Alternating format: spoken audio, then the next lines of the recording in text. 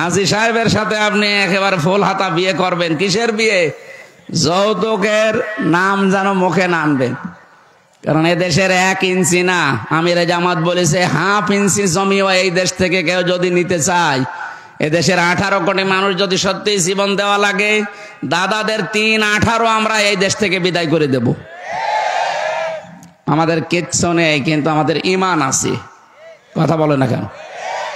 আল্লাহ রাব্বুল আলামিন যে জমিনটা আমাদের উপহার দিয়েছেন, এই জমিনে তার রং, বিশেষ করে কোরআনের যে নিয়ম নীতিগুলো আছে, এগুলো যদি সত্যিই প্রতিষ্ঠিত হয়ে যায়, আপনি সত্যিই দুনিয়াতে একটা মিনি জান্নাতে বাস করতে পারবেন। বাংলাদেশের কোনো সমস্যা নেই। সমস্যা শুধু ওরা তৈরি করার জন্য কিছু লেজউড রেখে গেছে, এদের সমস্যা। এই দাদাদের কোনো রাষ্ট্রের সাথে মিল নেই। আপনি আশপাশে যতগুলো প্রতিবেশী আছে আপনি তাকান, বিশ্ব মানবতা যারা আছে, বিশ্বের মোড়ল, তারা দেখছে না? ওদের পাকিস্তানের সাথে মিল নেই, চীনের সাথে মিল নেই, নেপালের সাথে মিল নেই, ভুটানের সাথে মিল নেই, মায়ানমারে মিল নেই, আফগানিস্তানের সাথে একটা চিকন বর্ডার আছে, এই বর্ডারের সাথেও মিল নেই। আমাদের সাথেও ছিল না, শুধু ছিল এই নতজানু হওয়ার কারণে।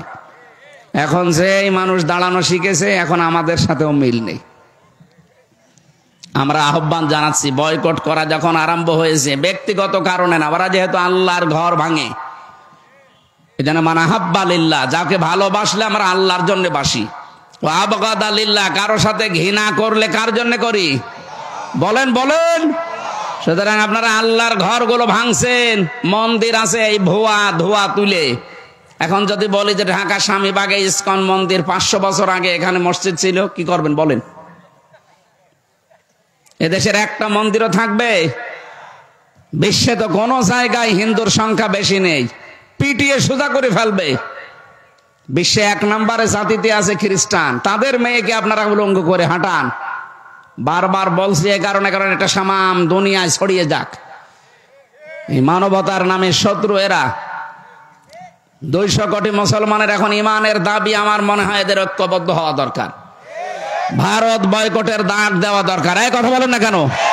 এটা ইমানের এখন দাবি, কারণ ওরা মসজিদ ভাঙে। কি ভাঙে? গরু খাওয়ার অপরাধে। কালকে ওদের সংসদে দাঁড়িয়ে একজন মুসলমান এমপি জানিয়েছে, গরু খাওয়ার অপরাধে মুসলমানদেরকে জবাই করে। কমন সেন্সের কমন থাকলে গরুকে কেউ মা বলে ডাকে? হ্যাঁ, গরু যদি আপনার মা হয়, তাহলে আপনার বাবা কোনটা? বাবা ওইটা। আপনার বাবা মনে হয় আশপাশে আছে না। হিন্দু ভাইরা যারা আছেন এদেশে, আপনি মন খারাপ করবেন না। আমরা এই দেশে যারাই বাস করি, জন্ম নিয়েছেন যারা, এদেশের তারা সম্মানিত এবং বৈধ নাগরিক। আমরা মাইনরিটি মেজরিটি মানি না, সব আমরা এক। এই ধোয়া তুলে এতদিন আমাদেরকে দাবিয়ে রেখেছিল। আমাদের বুদ্ধিজীবীগুলো হত্যার পেছনে ওরা দায়ী। এক কথা বলে না কেন? অধ্যাপক মিয়া গোলাম পরোয়ার ঘোষণা দিয়েছেন না যে আপনি খোঁজ খবর নিয়ে দেখেন, আমাদেরকে দাবন করে রাখার জন্য প্রতিবেশীরা দায়ী। বুদ্ধিজীবী হত্যার সাথে আমাদেরকে জড়ানো হয়, ওরা দায়ী। রাজাকারের তালিকা বের হয়েছিল, আপনারা দেখেছেন। ওনাদের নিজেদের মন্ত্রী তালিকা বের করেছিল 10,000, তার ভেতরে 8,060 জন আওয়ামী লীগের। একটা মন্ত্রী হইল আকমা মোজাম্মেল হক, একটা অকর্মা মোজাম্মেল। ওরে দায়িত্ব দিয়েছে যে জামাত শিবিরকে রাজাকার বানাবে। ও ছাতা আওয়ামী লীগকে বানিয়েছে 860 জন, জামাতের মাত্র 37 জন, তাও 8-9 জন মরে গেছে। এরকম অকর্মাকে মন্ত্রী বানালে তো এরকম উল্টো পাল্টা রিপোর্ট দেবে। আপনার রিপোর্ট অনুযায়ী বলেন এই দেশে কি করেছেন? 11 জন মানুষ ছিল ওই সময় যুদ্ধ করার মতো শেখ পরিবারে, একটাও করে নাই। বেকার এই ধোঁয়াটা তুলে এতদিন পর্যন্ত এই দেশে ইসলামকে এবং আলেম ওলামাকে, ইসলামপন্থী যারা ইসলাম কায়েম করতে চায় তাদেরকে দুনিয়া থেকে বিদায় করেছে এই ধোঁয়াটা তুলে। এটা এখন আর দেশে কেউ বিশ্বাস করে না। কথা বলে না কেন? উনি যে আরামে নেই, উনি নিজেও টের পাচ্ছে। কালকে স্ট্যাটাস দেখেছেন যে আমি এখানে অঘোষিত জেলখানায় আছি, আমি এভাবে থাকতে চাই না। দরকার হয় নিজের দেশে যেয়ে সারা জীবন আমি সাইদি সাহেবের মতো জেলে থাকবো, তারপরও এখানে আমি আর থাকতে চাই না। অঘোষিত জেল। আর এখানে আসলে 165টা মামলা। আমার তো 2টা মামলায় যদি 3 বছর থাকা লাগে, ওনার তো 165টা, এক একটাই যদি 1.5 বছর করে হয়, কব্বরে চলে যাবে না? দরকার হয় আবার জীবিত হবে, আবার কব্বরে যাবে, তাও সাজা শেষ হবে না। আন্তর্জাতিক অপরাধ ট্রাইব্যুনালের দায়িত্বে যিনি আছেন এখন, প্রসিকিউটর, উনি ঘোষণা দিয়েছেন, চিফ যেটা তাজুল ইসলাম, অ্যাডভোকেট তাজুল ইসলাম, যে ওনার যা অপরাধের ফেরিস্তি আমরা পাচ্ছি, যদি 100 বার ফাঁসি দেওয়া হয় ওনাকে, তারপরও আরো 10 বার দেওয়া যাবে। কি করেছেন আপনি? গত কয়েকদিন আগে এই যে কওমি মাদ্রাসার একজন আলেম মোশতাকুন নবী কাসেমি হাফিজাহুল্লাহ, তার সাথে আমি যোগাযোগ করেছিলাম। উনিও ছিল মাটির নিচে এই আয়না ঘরে, ওনার নিয়েও গিয়েছিল। ওখানে আমি মাঝে মাঝে দেখতাম রাতের বেলা হঠাৎ করে 3-4 জন কালো পোশাক পরা এসে বলে, ওই রেডি হন। কি রেডি হন মানে? যার ঘরের সামনে যে বলবে রেডি হন, তার মানে তারে আজকে ক্রস দেবে। মুখ বেঁধে, চোখ বেঁধে, হাত বেঁধে নিয়ে সারা দিন সারা রাত শুধু ঘোরায়। কোথায় নিয়ে যায় কেউ জানে না। রাত 11টা-12টার পরে গাজীপুরের এক জঙ্গলের ভেতরে নিয়ে হাতটা খুলে বলে, যা দৌড়া। আপনি দৌড় দেবেন, পেছন থেকে গুলি করে বলবে ক্রস ফায়ারে মারা গেছে। এই ছিল নাটক এই দেশে। উনি বলছে আমারেও নিয়ে গিয়েছিল, আমার সামনে দিয়ে বহু মানুষকে নিয়ে গেছে, আমি টের পেয়েছি, কিন্তু দেখতে তো পাইনি, চোখ বাঁধা। বহু মানুষকে রাত 2টার সময় 1:30টার সময় এসে ডাক দেয়, এই তাড়াতাড়ি রেডি হন আর নামাজ কালাম পড়লে পড়ে নিন। বলেন এই সময় মানুষের কি ভেতরে আর রুহ থাকার কথা?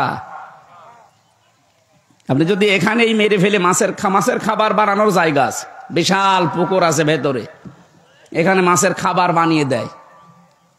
এইটাও যদি করে দুনিয়ার মানুষকে জানিয়ে দিন যে অমুক জনকে আমরা মেরে ফেলেছি, তাও তো তার বউ অন্য জায়গায় বিয়ে করতে পারতো, তার ছেলে মেয়ে জানতো যে বাবা মা মরে গেছে। আপনি এমন অবস্থা করেন যে 8 বছর, 10 বছর, 14 বছর পার হয়ে গেল, একটা মানুষ পড়ে আছে, এ দুনিয়ার মানুষ জানেই না যে ফিরে বেঁচে আছে। তার বউটাও বিয়ে করতে পারে না। এই যে ব্যারিস্টার আরমানের বউ বিয়ে করতে পেরেছে 8 বছর, জানতো না তো আমার স্বামী বেঁচে আছে না মারা গেছে, তারপরেও যাক আল্লাহ তারে ফেরত দিয়েছে। কিন্তু আমান আজমির বউটা 1 বছর আগে চলে গেছে। কতদিন? আর 9 বছর পর্যন্ত বেচার অপেক্ষা করেছে। এই সমস্ত শাস্তিগুলো যদি একটা একটা করে ধরা যায়, উনি তো বলেছে 100 বার ফাঁসি দেওয়া যায়। 100 বার না, আমার মনে হয় 1000 বার ফাঁসি দেওয়া যাবে। এই জন্য জালেমদের জায়গাগুলো আল্লাহ অভিশপ্ত করে দেয়। আপনি দেখেন ধানমন্ডির এই বাড়িটা এখন গণ পায়খানা, ওটা 8-10 জন করে একবারে যায় দেখলাম। কেউ এদিকে, কেউ এদিকে, কেউ এদিকে, কেউ এদিকে, চারিদিকে মুখ দিয়ে একেবারে একসাথে মনে হচ্ছে মানে জামাতবদ্ধ টয়লেট চলছে। আল্লাহ আমাদেরকে জানাতে চেয়েছেন সূরা নামলের এই 52 নম্বর আয়াতটা দিয়ে, ইন্না ফি যালিকা লাআয়াতাল লিকাউমি ইয়ালামুন। অবশ্যই তোমাদের জন্য এর ভেতরে শিক্ষা আছে। শিক্ষা কি? এদের এত বড় শিকড় যদি আমি আল্লাহ কেটে দিতে পারি, আমি বললাম না দারোয়ান থেকে শুরু করে একেবারে সংসদ পর্যন্ত প্রত্যেক জায়গায় ওদের লোক সেট করা ছিল। এটা আমি টের পাইনি, এই রিমান্ডে যাওয়ার ওই মাটির নিচে যে টের পেয়েছি ওদের ওর মানে শিকড় কত দূর। ওরা নিজেরাই ধরে নিয়ে যায়, নিজেরাই মামলার আয়ু, নিজেরাই ম্যাজিস্ট্রেট, নিজেরাই বিচারপতি, নিজেরাই কম মামলায় বাধা দেবে, সব ওদের। আর আমাদের 2-1টা উকিল যা আছে ও শুধু খুঁটির মতো দাঁড়িয়ে থাকবে, ওর কথা কেউ শোনে না। কি বানিয়ে নিয়েছিল বিচার ব্যবস্থাটা? শুধু বিচার না, প্রত্যেকটা জায়গায় ঠিক এইভাবেই। কথা বলেন ঠিক কিনা? আল্লাহ পাক বলেন, ও দুনিয়ার মানুষ, ফাকুতি আদাবিরুল কওমিল্লাযিনা যালামু, জালেমদের শিকড় কেটে দেওয়া হয়ে গেছে। এখানে ফাজিল কামিল মাদ্রাসার প্রিন্সিপাল অধ্যক্ষ আছে। ফাকুতিয়া এটা মোজারে কি মজহুল, এর ফাইল জানা নেই। আপনি বলেন তো, এই যে 630টা থানা বাংলাদেশে 5 তারিখে জালেমদের যে বাড়ি ঘর ভাঙা হয়েছে, এখন একটা বাড়ি ঘর ভাঙার কেউ চিহ্ন দেখাতে পারবেন যে এই লোকটা ভেঙেছে? ফাইলকে কর্তাকে কেউ জানে না। হানিফের বাড়ি উড়ে গেছে, কিন্তু কে ভেঙেছে কোনো আসামি নেই। সারা দেশের অবস্থায় ঠিক এইরকমই করেছে। আমি প্রত্যেক জেলায় কম বেশি যাচ্ছে, জালেমদের বাড়ি ঘরের চিহ্ন রাখে না, কিন্তু কে করেছে কেউ জানে না। আল্লাহ তাআলা বলেন, শোনো, এরপরেও যদি শিক্ষা না নাও, আগামীতে যারা বসবে চেয়ারে এরাও যদি এদের মতো জালেম হয়, তাদের বাড়িও আমি কিন্তু জনসৈন্য পরিত্যক্ত করে দেব। এই জন্য আমরা সাবধান। অনেকেই 5 তারিখের পরে চাঁদাবাজি আরম্ভ করেছেন, থামেন আপনি। আজকেও ভিডিও দেখলাম, একজন চাঁদাবাজি করছে নারায়ণগঞ্জে বন্দরে। আপনি এখনই এই সাহস পেয়ে গেছেন থালা হাতে না পেতেই। থালা হাতে পেলে কি করবেন, এটা জনগণের বোঝা হয়ে গেছে। এই জন্য মানুষ আস্তে আস্তে মুখ ফিরিয়ে নিচ্ছে। কথা বলে না কেন? আগস্টের 5 তারিখের আগে মাত্র 100 জনের 15 জন মানুষ চাইতো এদেশে ইসলাম কায়েম হোক, কোরআনের শাসন দেশে আসুক। কিন্তু এখন 100 জনের 58 জন মানুষ এই তালিকা হচ্ছে। জরিপ আসতেছে 100 জনের 58 জন মানুষ চাচ্ছে দেশে কোরআন কায়েম হোক। কারণ সবাই এখন বুঝে ফেলেছে যে ওরা থালা হাতে না পেয়ে চাঁদাবাজি করে, থালা হাতে পেলে কি করবেনি। এই জন্য যারা এর উপরে টিকে থাকতে পারছে, এই 3 মাস কয়েকদিন হয়ে গেল এখনো পর্যন্ত কাদা গায়ে লাগেনি। এই কথা বলেন না কেন? আমরা পারতাম না? এ মানুষগুলো পারতো না চাঁদাবাজি করতে? এদের শরীরে শক্তি কম ছিল, আপনার চাইতে নির্যাতিত কম হয়েছে এরা, কিন্তু করে নাই। কারণ আমাদের ধর্মে ওইটা নেই। কথা বলেন না কেন? আমাদের যে আদর্শ আমরা মেনে চলি, মুহাম্মদুর রাসূলুল্লাহর আদর্শে এটা নেই যে কারোকে জোর করে চাঁদাবাজি করা লাগবে। হ্যাঁ, জুলুম অত্যাচার নির্যাতনের শিকার হয়েছিলাম, আমরা মাফ করে দিয়েছি, কিন্তু মাফ পেতে হলে আপনার কিছু করা লাগবে। যার কাছে অপরাধ করেছিলেন 15.5 বছর আগে, তার কাছে যাবেন, যে বলবেন যে ভাই ভুল হয়ে গেছে, কি করা লাগবে বলেন, আপনার ক্ষতিপূরণ দিতে আমি রাজি আছি। কি ক্ষতিপূরণ না দিলে সে যদি বলে না আপনার মাপ নেই, আপনার আসলেও মাপ নেই। কত মানুষ দেখি কাবা শরীফ ধরে ধরে কাঁদে। ও জমি জায়গা আত্মসাৎ করে বাংলাদেশে, আর কাঁদে কোথায়? পাগল না একটা? আরে ভাই, আপনি জমি জায়গা আত্মসাৎ করেন, টাকা মেরে খান বাংলাদেশে, আর কাবা শরীফ সৌদি আরবে, ওখানে যে কাঁদছেন 650 কিলোমিটার দূরে, 6500 কিলোমিটার দূর। এত দূরে যে কান্নাকাটি করে লাভ আছে? আগে কাঁদবেন বগুড়ার ওই লোকটার কাছে, যার কারণে আপনি ওই লোক ব্যবসা করতে পারেনি, আপনার কারণে চাকরি পায়নি। আপনি মিথ্যা মামলা দিয়ে, মিথ্যা সাক্ষী দিয়ে তারা বছরের পরে বছর জেল খাটিয়েছেন, খুন করেছেন, গুম করেছেন, আয়না ঘরে রেখেছেন। এক কথা বলছেন না কেন? আগে তার কাছে যে মাফ চান, যে ভাই আমার ভুল হয়ে গেছে। শুধু এতটুকু বললে হবে না। ও যদি বলে 15 বছরের শোধ চাই, আমি ক্ষতিপূরণ চাই, 50 লাখ টাকা আমারে দেওয়া লাগবে, আপনি তাই দেওয়া। কারণ মাল তো কম কামাননি, টাকা আগে দেন, তারপরে মাফ চান। কালকে একটা গান বলছিল, কে জানো, যে আগে কি সুন্দর মাল কামাইতাম আমরা। আসলেও তো তাই ছিল। খাপের খাপ মমতাজের বাপ মিলে গেছে। আমরা জালেমদের এই পরিণতি দেখে শিক্ষা নিতে পারবো না কোরআনের আইন থেকে? যে আগামীতে আমরা যারা আসবো, কে আসবেন আমরা জানি না, আল্লাহ যাকে দেয় সে আসবে। কিন্তু সে যদি জালেম হয়, তাদের বাড়ি ঘর 5 বছর পরে কিন্তু উজাড় গৃহ হয়ে যাবে, পরিত্যক্ত হয়ে যাবে। কারণ যেখানে জুলুম করা হয়, এই জায়গাটা আল্লাহ পুরা একেবারে অভিশপ্ত করে দেয়। এর বাস্তব প্রমাণ এই জালেমদের বাড়িগুলো। আল্লাহ তুমি আমাদেরকে বাঁচাও, বলেন আমিন। আমরা কোরআনে কারিমের সূরা বাকারার 190 নম্বর আয়াতটা পড়েছি। এখানে 7টা বিষয় আছে। আমরা কোরআন থেকে কথা বলার জন্য যেহেতু বসেছি, আপনারা শুনবেন না? আল্লাহ রাব্বুল আলামিন বলেন, ওয়াকাতিলু ফি সাবিলিল্লাহিল্লাযীনা ইউকাতিলুনাকুম ওয়া লা তা'তাদু ইন্নাল্লাহা লা ইউহিব্বুল মু'তাদিন। এখন কত কিছু এর আগে বলা লাগে, যে শানে নজরুল আছে, ঐতিহাসিক প্রেক্ষাপট আছে। সূরার তেলাওয়াত আমরা করলাম, তাফসীর করার জন্য যে নিয়ম নীতিগুলো বলতে হয়, সময়ের অভাবে সব বাদ দিয়ে আমরা সরাসরি যাচ্ছি ব্যাখ্যায়। আল্লাহ পাক বলেন, কাতিলু, লড়াই করো। কে বলছেন?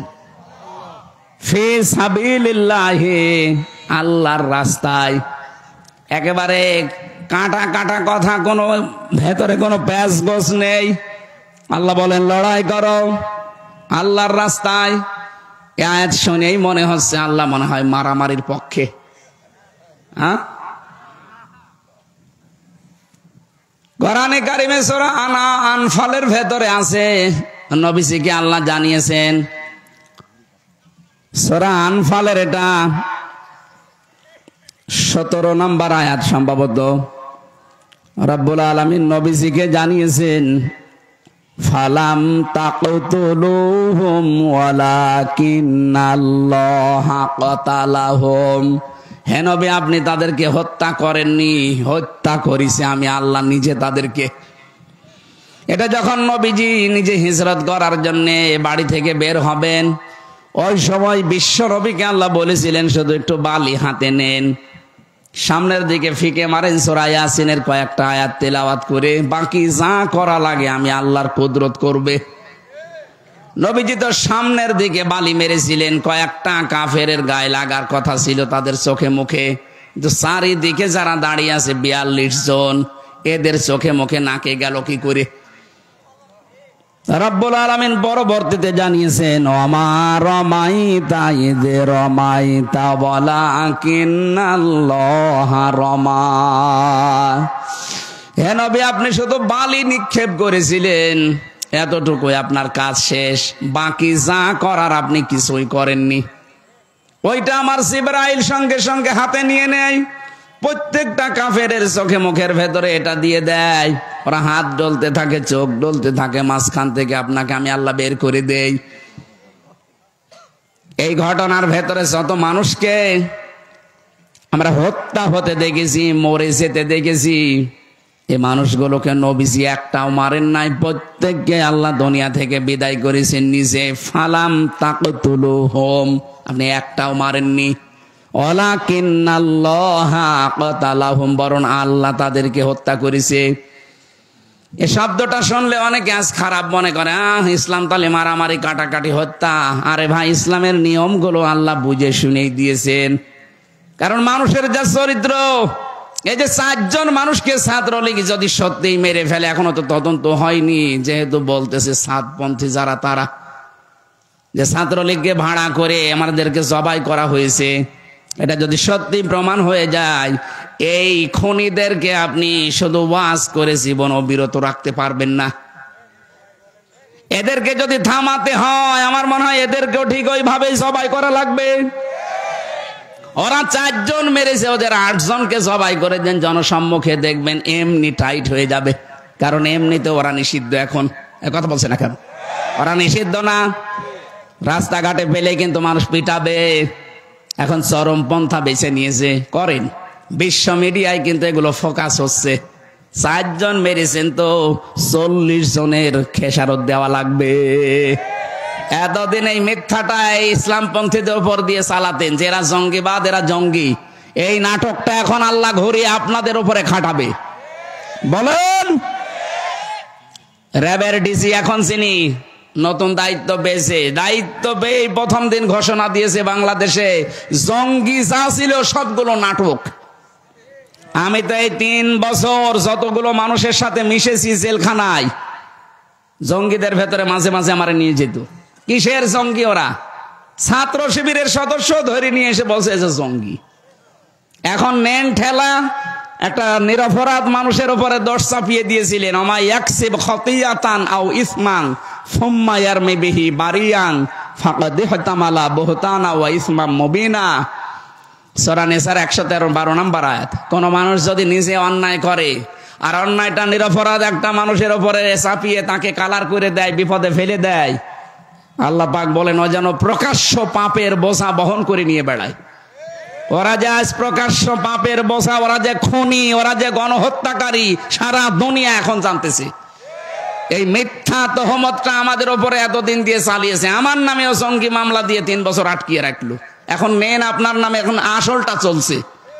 কথা বলে না কেন? এই জন্য ইসলামের ঔষধ গুলো আল্লাহ বানিয়েছে ঠিক ওই কায়দায়, যেখানে যেরকম দরকার ঔষধ ওখানে ওই রকম পাওয়ারফুল দেওয়া লাগে। এখানে আমি 100 পাওয়ার ঔষধ লাগবে, 10 পাওয়ারে দিলে হবে? সুতরাং হত্যার পক্ষে আল্লাহ না, কিন্তু বাস্তবতা ঠিক রাখতে হলে মাঝে মাঝে এরকম ঔষধ দেওয়া লাগে। আমার মনে হয় বাংলাদেশ এখন শান্ত করার জন্য যারা এই 4 জন তাবলিগ জামাতের মানুষকে হত্যা করলো, এদের খুঁজে ওইভাবেই জবাই করা দরকার। কারণ আল্লাহ তো আর হত্যার বিপক্ষে না, আইন দিয়েছে এই সংশোধনের জন্য। আর আমরা চাচ্ছি এ দেশটা সংশোধন হোক নাকি?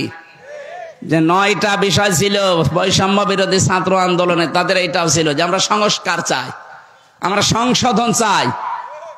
যে সংশোধনে তো করতে চাচ্ছি, আপনি যা করেছেন উল্টিয়ে ওইটা যদি আপনার পক্ষে বিপক্ষে কাজে লাগানো যায়, ঠিক আপনি টাইট হয়ে যাবেন। আমরা চাচ্ছি খুব তাড়াতাড়ি এই 4টা মানুষ হত্যার বিচার করা হোক, খুব তাড়াতাড়ি। এক কথা বলে না কেন?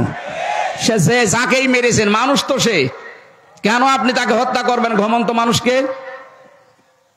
খুব তাড়াতাড়ি এদেরকে আইনের আওতায় এনে যেভাবে ওরা জবাই করেছে বাইতুল মোকাররমের সামনে নিয়ে ঠিক ওদেরকে ওইভাবে জবাই করেন, সারা দেশ এই অবৈধ হত্যা বন্ধ হয়ে যাবে।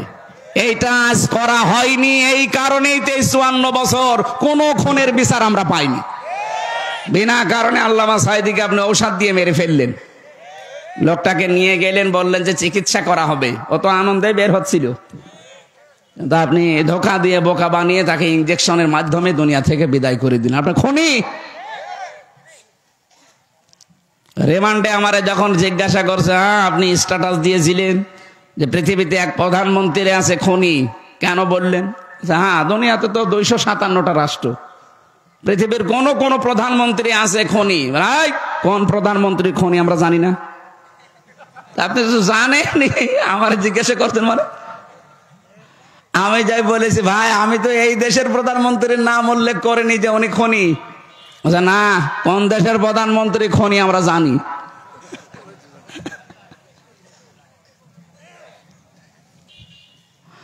এই জন্য এখানে শাব্দিক অর্থ শুনে মনে হচ্ছে আল্লাহ মনে হয় মারামারি কাটাকাটি এ হত্যার পক্ষে না। আল্লাহ হত্যার পক্ষে না।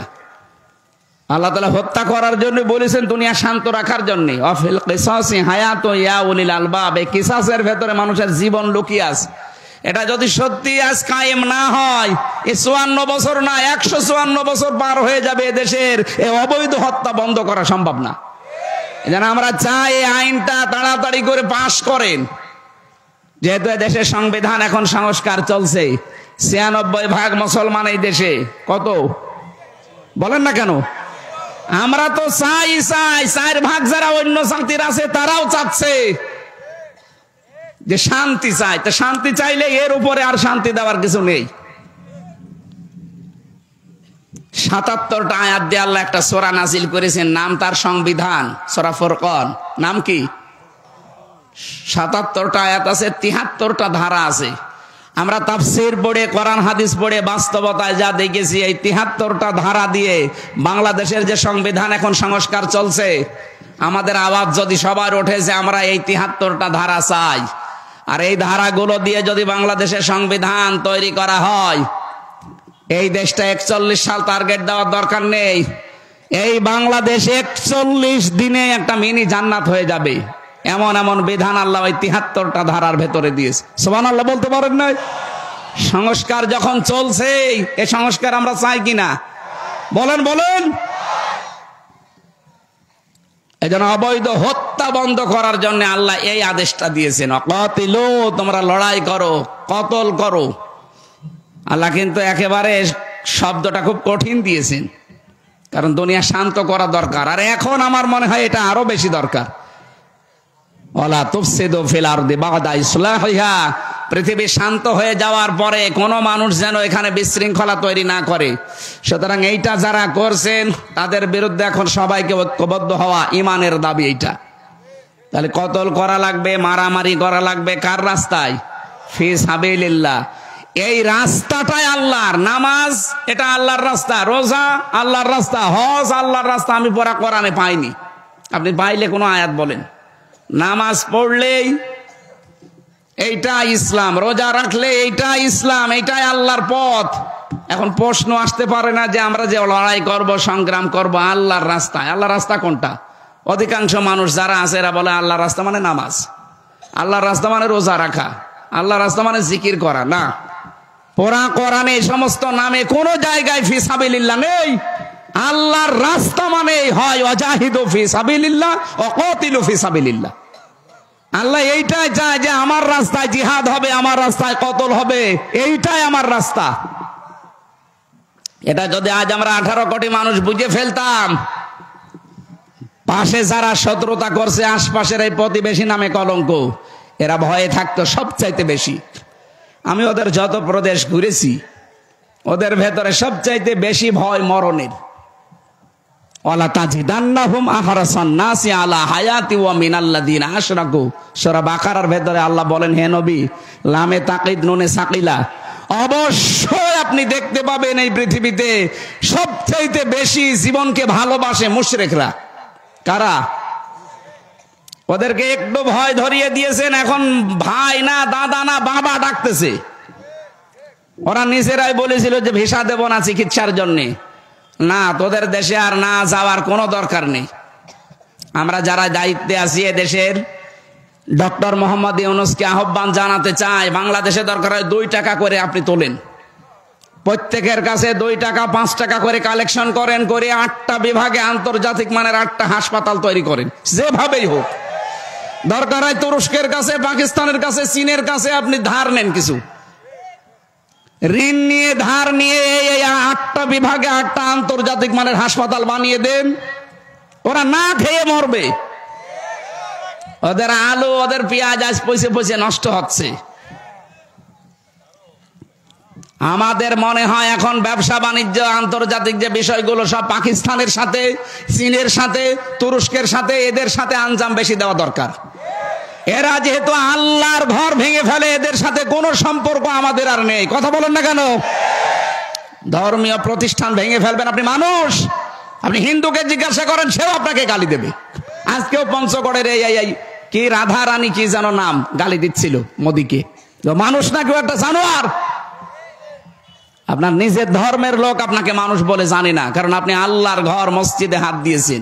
পৃথিবীর প্রত্যেকটি ধর্ম, কোন ধর্ম খারাপ কথা বলে নাই। কথা বলেন না কেন? আর আমাদের তো একেবারে শান্তির ধর্ম।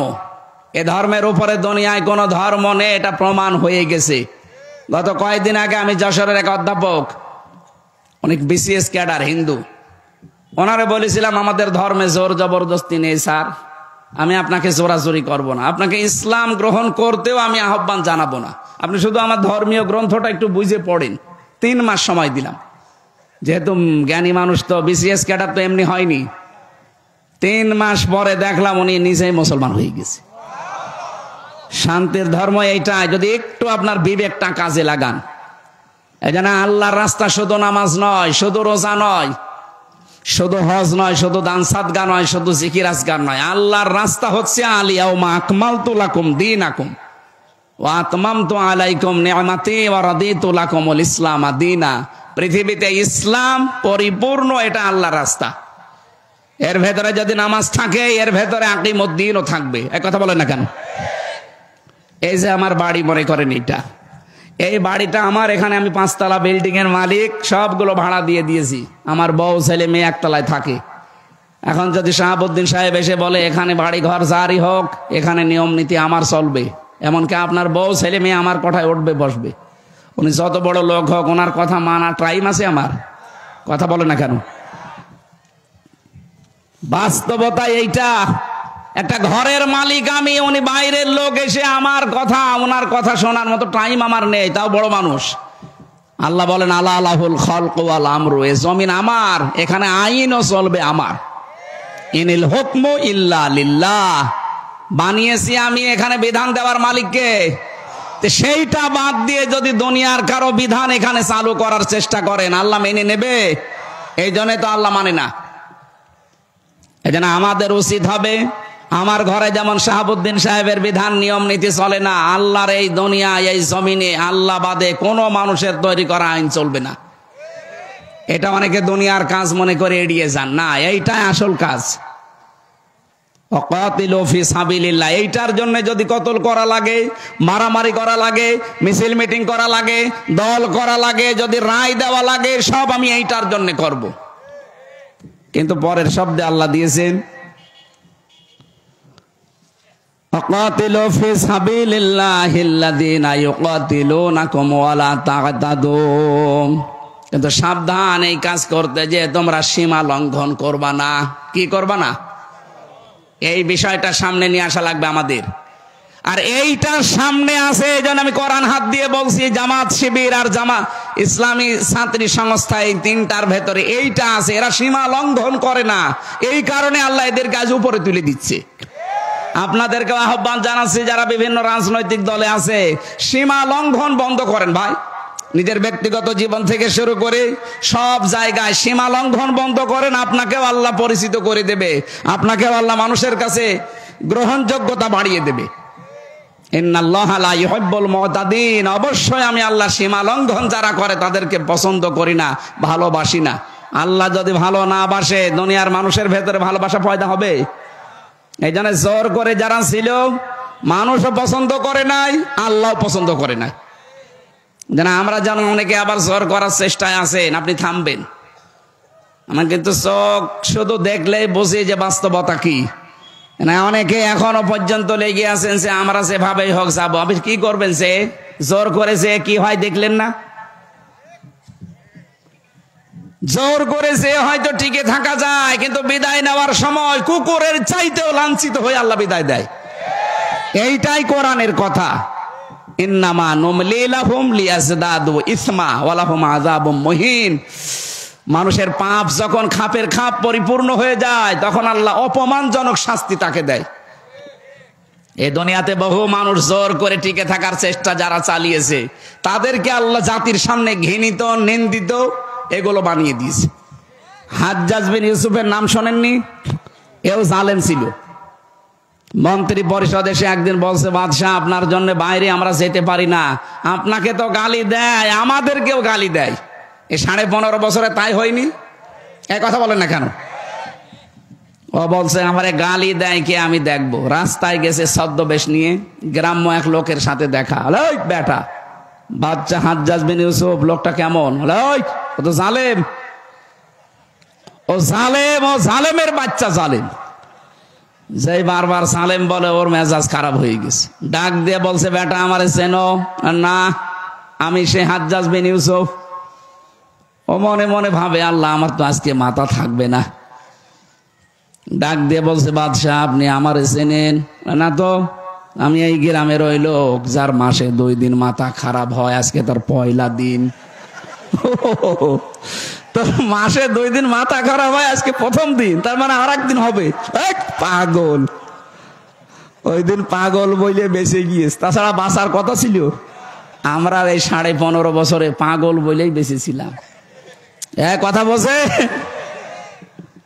জোর করে থাকা যায় না ভাই। এখনো যারা এই ধান্দায় আছেন যে থাকবো, যা হয় হবে, কিচ্ছু পারবেন না। কারণ সে সিস্টেম এখন পাল্টিয়ে গেছে।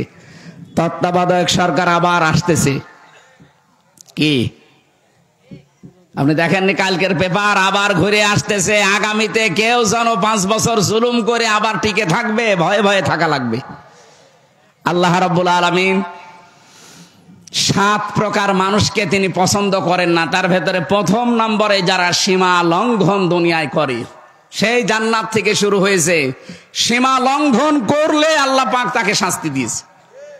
আমাদের আদি পিতা মাতা সীমা লঙ্ঘন করেছিল, গাছের কাছে যাওয়া নিষেধ ছিল, গিয়েছিল। সীমা লঙ্ঘন, আল্লাহ দুনিয়াতে পাঠিয়ে শাস্তি দিচ্ছে। হযরতে মুসা আলাইহিস সালাম এমনিতে রাগী নবী ছিলেন। একদিন ডাক দিয়ে বলছে, বাবা রুহের মানে ওই যে মেরাজে যাওয়ার সময় 2 নবীকে কথোপকথন করেছিল। কয়েকটা বর্ণনা তাফসিরে আছে, এই বর্ণনাটাই সঠিক। ডাক দিয়ে বলছে, আব্বাসান আপনি কোন কারণে এই গন্ধম গাছের কাছে মাকে নিয়ে গেলেন আর ফল খেলেন? যদি ফল না খেতেন তাহলে তো আর এই দুনিয়ার এই ঝঞ্ঝা বিক্ষুব্ধ পৃথিবীতে আমাদের আশা লাগতো না। এই ঝামেলার দুনিয়ায় ফেরাউন আমাকে খালি তাড়িয়ে নিয়ে বেড়ায়। হযরত আদম আলাইহিস সালাম বলেছিলেন, বেটা যদি ফল না খেতাম তো তোমরাও তো হইতে না। আমি ফল খেয়েছিলাম, অন্তত তোমরা দুনিয়ায় এসেছো, আবার কাজকর্ম করো, এরপরে আবার যে আমাদের আসল বাড়ি ওই বাড়ি ফেরত যাবা। কিন্তু আমাদের সীমা লঙ্ঘন যদি দুনিয়ায় আসার পরও আবার হয়, ওই যে বাড়ি থেকে আসলাম ওই বাড়ি আর ফেরত যাওয়া হবে না, আর একটা বাড়ি আছে জেলখানা। সুতরাং ওই বাড়িতে যেন আমাদের যাওয়া না লাগে। জেলখানা দুনিয়ারটাই যেরকম দেখলাম, আল্লাহটা না জানি কত কঠিন। আল্লাহটা কঠিন হবে না? আল্লাহ তাআলা বলেন লা ইয়ামুতু ফিহা ওয়ালা ইয়াহইয়া, এমন জাহান্নাম বানিয়েছি মরবেও না বাঁচবেও না। এজন্য প্রথম নাম্বারে আল্লাহর ঘৃণিত বান্দা তারা যারা সীমা লঙ্ঘন করে। আজকে থেকে কোনো কাজে যেন আমরা সীমা লঙ্ঘন না করি। আল্লাহ আমাদের তৌফিক দিন এই আমলটা করার, বলেন আমিন। আমরা যারা জেনা ব্যভিচারে আছি, প্রশ্ন আসতে পারে জেনা ব্যভিচার আমার জীবনে নেই। হ্যাঁ আমি জানি, কিন্তু আপনার চোখের জেনা, আপনার মুখের জেনা, আপনার হাতের জেনা, পায়ের জেনা, কলবের জেনা, এগুলো হচ্ছে। এই দেশটাতে এখনো যেহেতু ইসলামী পর্দা কায়েম হয়নি, এই জন্য হচ্ছে। কি দুইটা ঔষধ আল্লাহ দিয়েছেন, যদি মেনে চলতে পারেন, আমি সহ প্রত্যেকেই, সে যেই বয়সেরই আছেন, প্রত্যেকেই যদি এই দুইটা ঔষধ মেনে চলতে পারি আল্লাহর দেওয়া, তাহলে জেনা থেকে বেঁচে থাকা যাবে। 15 দিন মাত্র আমল করেন। আজ যারা পরকীয়া প্রেমী আছেন, নিজের স্ত্রী বাদ দিয়ে অন্যের সাথে লাইন করেন, এটাও বন্ধ হয়ে যাবে। নিজের স্ত্রী বাদ দিয়ে অন্যের সাথে যারা লাইন করে, নিজের স্বামী বাদ দিয়ে অন্যের সাথে যারা লাইনে আছে, এমনি না, এটা কারণ আছে। কারণ স্বামীর কাছ থেকে, স্ত্রীর কাছ থেকে ওই রেসপন্স পায় না, তখন ও বাধ্য হয়ে আলাদা রাস্তায় যায়। অথচ নিজের স্ত্রী বাদ দিয়ে ইল্লা আলা আজওয়াজিহিম আও মা মালাকাত আইমানুহুম ফাইন্নাহুম গায়রু মালুমিন, নিজের স্ত্রী বাদ দিয়ে অন্য কোন মহিলা কামনা করাই জায়েজ নেই, করাই জায়েজ নেই। সেখানে আমরা পরকীয়া প্রেমে অনেকে আসক্ত, এখানে মনে হয় নেই। কারা কারা করছেন হাত তোলেন তো। না, এ জেলায় থাকে, এ জেলায় সব আল্লাহর ওলি বাস করে, জেলায় নেই, অন্য জেলায় থাকতে পারে, এই জন্য বলছি। যারা নিজের স্ত্রীর প্রতি আজ আকর্ষণ হয় না, অন্যকে দেখলেই ভালো লাগে, তাদের জন্য বলছি 15 দিন আমল করবেন। এটা সূরা নূর 30 নম্বর আয়াত। অকুল্লিল মুমিনিনা ইয়াগুদ্দু মিন আবসারিহিম ওয়া ইয়াহফাযু ফুরুজাহুম যালিকা আযকা লাহুম। আল্লাহ পাক বলেন, এ মুমিন পুরুষেরা, পরনারী দেখলেই তোমরা চক্ষু নিম্নগামী করবা। কে বলছেন? বলেন বলেন। এটা প্রথম ঔষধ। শুধু 14 জন পুরুষ মানুষ, 14 জন পুরুষ মহিলা বাদ দিয়ে, 14 জন মহিলা বাদ দিয়ে যদি আপনি দুনিয়ায় যত মহিলা আছে, এই মহিলাগুলোর দিকে তাকাতে গেলে অবশ্যই আপনাকে চক্ষু নিম্নগামী করে ফেলা লাগবে। এই যে রাস্তাঘাটে হাঁটতেছে, ওই 14 জন মহিলার ভেতরে বা 14 জন পুরুষের ভেতরে যদি ওটা না পড়ে, আমি মিলিয়েছিলাম তাফসির থেকে, আল্লাহর নবী মুহাম্মদ রাসূলুল্লাহকে সূরা নিসার 21 নম্বর আয়াতের তাফসিরের ভেতরে জানিয়েছে, হে নবী, 14 জন মহিলা সম্পর্কে আপনি তাদেরকে জানান। নিজের মা, নিজের বোন, নিজের মেয়ে, নিজের পুত্রবধূ, ভাইয়ের মেয়ে, বোনের মেয়ে, এরকম 14 জনের তালিকা সূরা নিসার ভেতরে আছে। যদি এই 14 জন পড়ে যায় সামনে, আপনি তাকাতে পারবেন, কিন্তু মুখমণ্ডল, হাতের কবজি আর পায়ের পাতা বাদ দিয়ে বাকি জায়গায় তাকানো যাবে না। কথা বুঝতেছেন? নিজের যুবতী মেয়ে যদি সামনে পড়ে, হাত দেখতে পারবেন, তার মুখমণ্ডল, হাতের কবজি, পায়ের পাতা, বাকি শরীর কিন্তু বাবার সামনে ঢেকে রাখা লাগবে। অনেকে আজ আধুনিক পরিবারে দেখি শুনি যে মেয়েরা বাবার সামনে হাফ প্যান্ট পরে থাকে। নাউজুবিল্লাহি মিন যালিক। এজন্য অঘটনও ঘটে যায়। আল্লাহর প্রতিটি বিধানের ভেতরে শিক্ষা আছে, না নেই? এই জন্য আমরা সব কথা বলছি, এই 14 জন মহিলা বাদ দিয়ে যারাই সামনে পড়বে, মন যদিও চাই কন্ট্রোল করে চক্ষু নিম্নগামী করবেন। আর লজ্জা স্থানের হেফাজত করা লাগবে। 15 দিন একটু কাজ করে দেখেন, দুনিয়ার কোন মহিলার প্রতি আর আপনার আকর্ষণ যাবে না। তখন সব আকর্ষণ আপনার জায়েজ স্ত্রীর প্রতি যাবে। আল্লাহ আমি সহ যারা আসলাম, এই ঔষধগুলো মেনে চলার তৌফিক দিন। 2 নম্বরে লজ্জা স্থানের হেফাজত করা বড় কঠিন হয়ে গেছে এই আকাশ সংস্কৃতির কারণে। এগুলো সব এখন আমাদের কাছে আসে। এই জায়গায় যে কত কঠিন নিজেকে কন্ট্রোল করার, বিশেষ করে যুবক মানুষ যারা, আমি সহ যারাই আছি, আমাকে সহ আল্লাহ প্রত্যেককে যেন নিজের পক্ষ থেকে সাহায্য করে এই জেনা থেকে বাঁচার তৌফিক দেন, আমিন। আল্লাহুম্মা আমিন। লা ইলাহা ইল্লা আনতা সুবহানাকা ইন্নী কুনতু মিনাজ জালিমিন। আল্লাহ তাআলা এখনই নামাজ হবে জোহরের, এজন্য আমরা শেষ করে দিয়েছি। যেভাবে আরম্ভ করেছিলাম আমার যদি কয়েক ঘন্টা আমরা চলতাম কেউ চলে যেত না। কোরআনে কারিম শোনার জন্য, বোঝার জন্য মানুষগুলো এত পাগল হয়ে আছে। আল্লাহ তাআলা মেহেরবানি করে আয়াতের প্রথম শিক্ষা, জীবনে সীমা লঙ্ঘন থেকে আমাদেরকে বাঁচাও। রব্বুল আলামিন, দেশটা তুমি স্বাধীন করে দিলে, দেশটাতে তোমার কোরআনের আইনও জারি করে দাও। তোমার বান্দা বান্দীদের মন দিল তোমার আইনের দিকে ঝুঁকিয়ে দাও। যারা চেষ্টা চালাচ্ছে এ দেশে কোরআনের আইন কায়েম করার জন্য, তাদের তুমি হামে ওয়া নাসির হয়ে যাও।